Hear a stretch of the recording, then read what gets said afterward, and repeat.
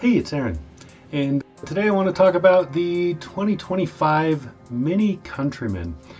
MINI, as you should know, is owned by BMW now, has been for a little while. The new Countryman is all electric, so there is no more gas model. It's electric only. I really like the drive, but there's a lot of downsides to this thing. It's expensive. That's a good start.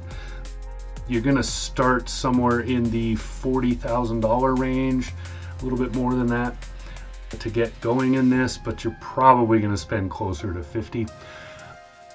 And for that, I feel like you're just not getting very much. The infotainment is terrible, really hard to use. I had a rough time getting it to do stuff. It looks really cool, but it's just not very good. BMW has a really good system, and they really aren't using it in this. It's a MINI branded thing on top of a Google base, and it's just really, it's way too convoluted to get things done. The drive quality is good, like I said, because it is an EV, it goes fast and all of that, but like the Minis in the newer generations, for the last 2 or 3 generations, it's still pretty ponderous. For such a small vehicle, it maneuvers it maneuvers like a horse and cart. It's not great. The Minis of old were known for their great maneuverability and stuff, but they're a long time gone. These are way bigger. You could probably fit 2 of those original Minis next to one of these newer ones. So yeah, I'm just not very impressed with that. There are a couple of good things. The range is okay, but it just really, yeah, the range itself is pretty modest. It's not that great. What they tell you it is and what you will actually get are going, like most EVs, going to be very different. But in this one, I found that it was much more different than with others. I usually give about a 20% or so kind of leeway to an electric vehicle. So if the EPA numbers from the manufacturer say that it's going to be 100 miles and I get at least 80, I consider that within the realm of reality. That's good enough, right? Same with gas cars. You never get the mileage that is listed on the thing. Occasionally you get a little bit better, but for the most part, you're probably not going to get the perfect world scenario that the EPA testing has. So with electrics, I usually give roughly 20% buffer, but with this one, it was really worse than that.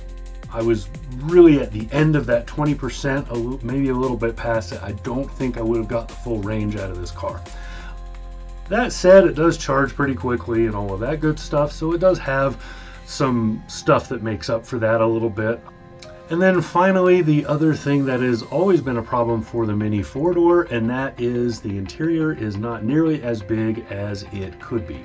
Most hatchbacks, especially in this segment, but most hatchbacks offer a lot more room as a result of being a hatchback. This does not. It offers some extra seats.